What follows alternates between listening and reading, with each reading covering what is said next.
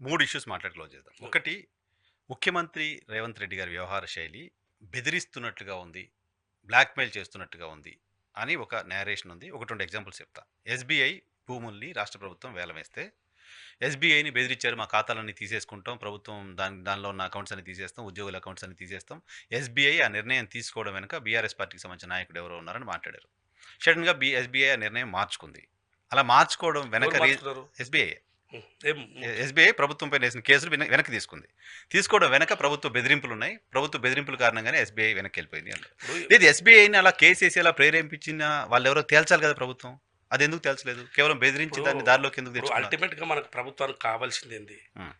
భూములకు సంబంధించిన వ్యవహారానికి సంబంధించి వాళ్ళు కేసులు వేసి విత్డ్రా చేసుకున్నారు.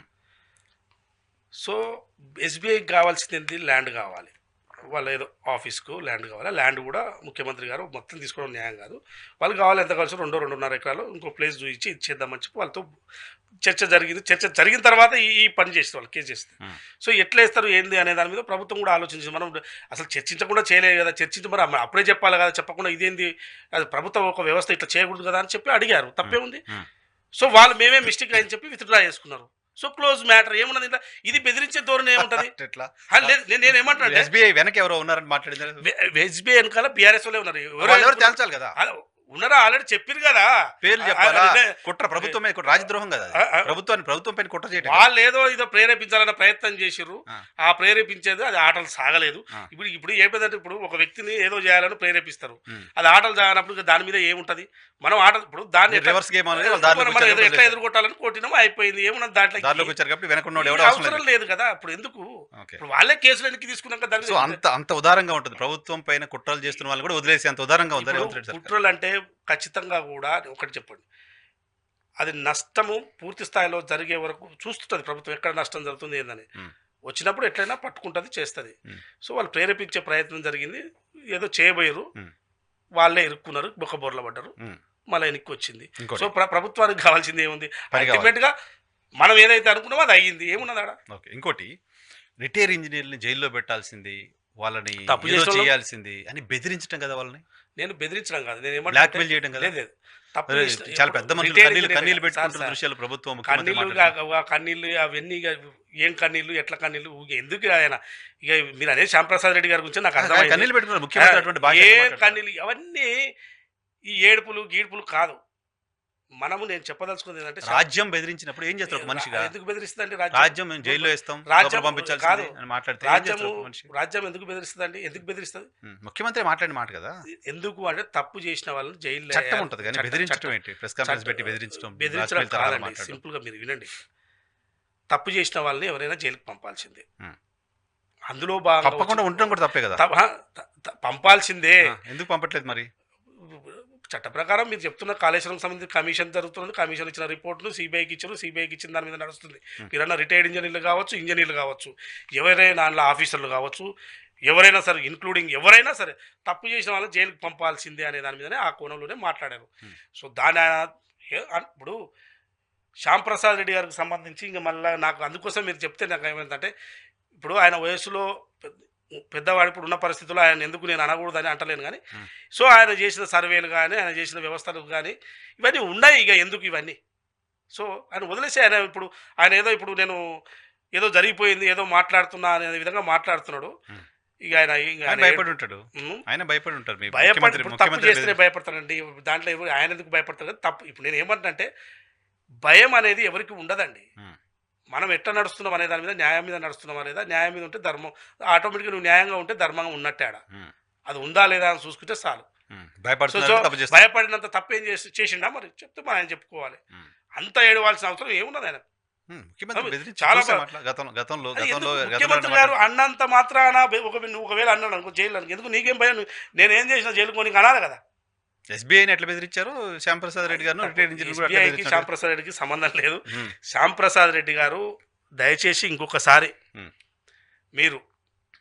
మీ వేదిక ద్వారా నేను ఆయనకు చెప్పదలుచుకుంది ఏంటంటే, మీరు ఇంతో అంతో ఆ క్రెడిబిలిటీని ఉంచుకోండి దయచేసి. మీరు గతంలో మాట్లాడిన విధంగానే, గతంలో ఉన్న శ్యాంప్రసాద్ రెడ్డి లాగానే ఉండండి. తప్పులు జరిగినప్పుడు ఏ విధంగా అప్పుడు గతంలో ఇట్లా మాట్లాడినప్పుడు అదే నేను ఇంకో అంశం అయితే వేరే.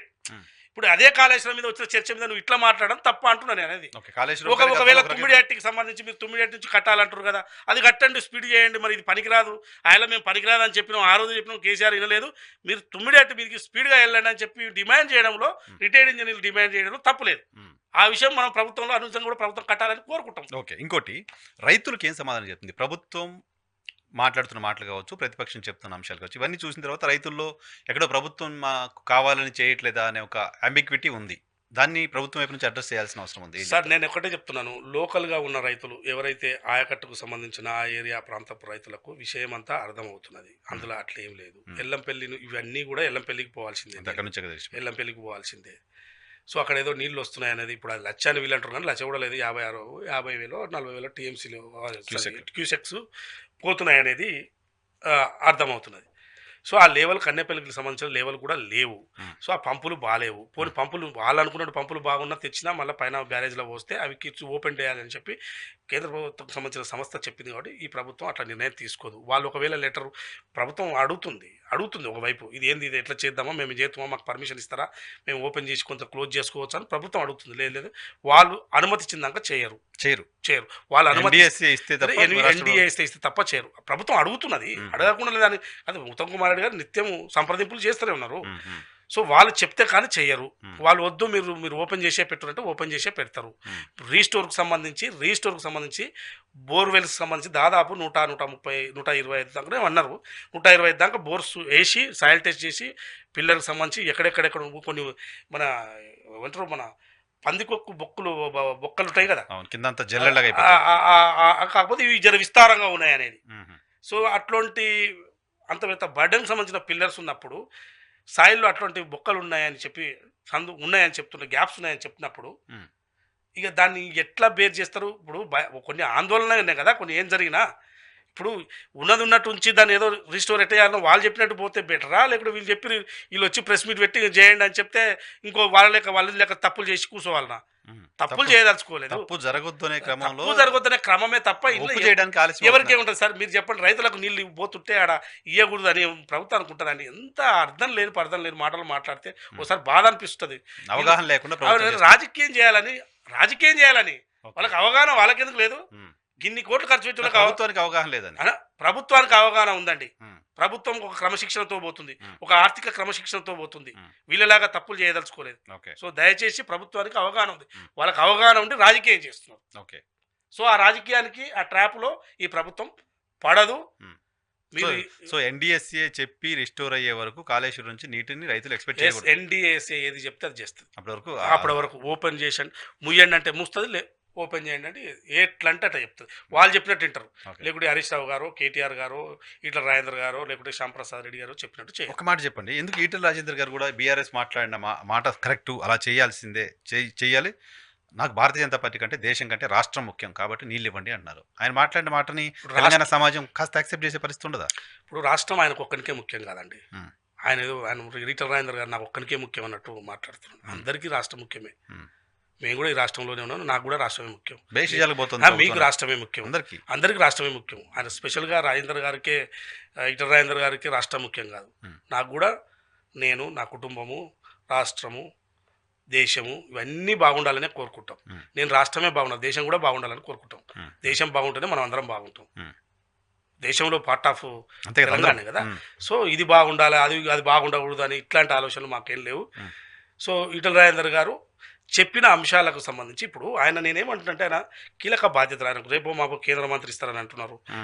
అంతకుముందు రాష్ట్ర బీజేపీ అధ్యక్షుడు ఇస్తున్నారు. అదేదో త్రుటిలో తప్పిపోయింది, ఈ కాళేశ్వరం వల్లనే తప్పిపోయింది, దీనివల్లనే ఏదో లేనిపోయింది మాట్లాడి ఇవన్నీ తీసుకుపోయి అక్కడ రిపోర్ట్ ఇవ్వడం వల్ల అధ్యక్ష పదవి పోయిందని, ఏదో హైకమాండ్ ఉంటుంది కదా ఎవరికైనా జాతీయ పార్టీలకు, అది పోయిందని ఇప్పుడు ఏదేదో మాట్లాడుతున్నాడు. ఇది కూడా ఏదో రిపోర్ట్ పంపించారు. ఇట్లాంటివి దయచేసి మీరు ఈటల రాజేందర్ గారు అంటే మాకు గౌరవం ఉన్నది. సో ఆ గౌరవాన్ని ఉండాలనేది కోరుకుంటున్నాము.